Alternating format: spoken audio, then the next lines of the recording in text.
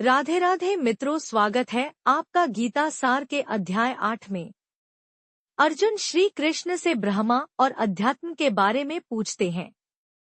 हे केशव, मैं जानना चाहता हूँ, ब्रह्मा क्या है, अध्यात्म क्या है, कर्म किसे कहते हैं और मृत्यु के समय आपका स्मरण कैसे मोक्ष देता है।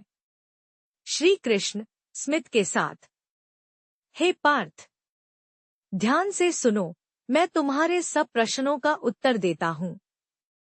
ब्रह्मा वह अक्षर है जो नश्वर नहीं है, वही परम सत्य है।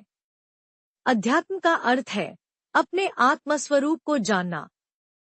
कर्म है वह जो जीवों के शरीर के विकास और संचालन हेतु किया जाता है, और जो व्यक्ति मृत्यु के समय मेरा स्मरण करता है वह मुझ में ही समाहित हो जाता है।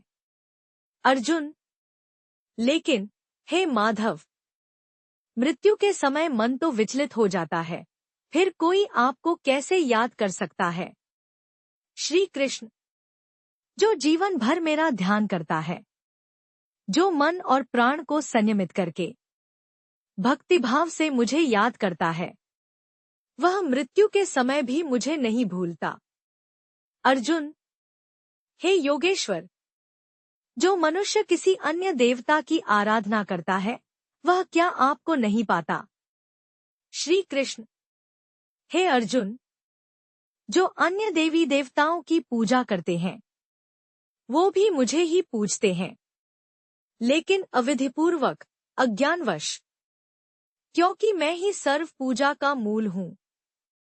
श्री कृष्ण गंभीर स्वर में, दो मार्ग हैं मृत्यु के बाद।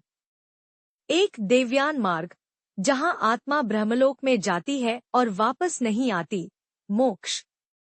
दो पितृयान मार्ग, जहां आत्मा चंद्रलोक आदि में भोग भोग कर फिर जन्म लेती है। जो सतत मेरा भजन करता है वह इन मार्गों से ऊपर उठकर सीधे मुझे प्राप्त होता है। अर्जुन भाव विभोर होकर, हे कृष्ण, अब मैं समझ गया, आप ही परम सत्य हैं, आप ही गीता के ज्ञान का सार है। मुझे आप में ही स्थित रहना है। जीवन भर की साधना और अंत समय की स्मृति दोनों ही मिलकर मोक्ष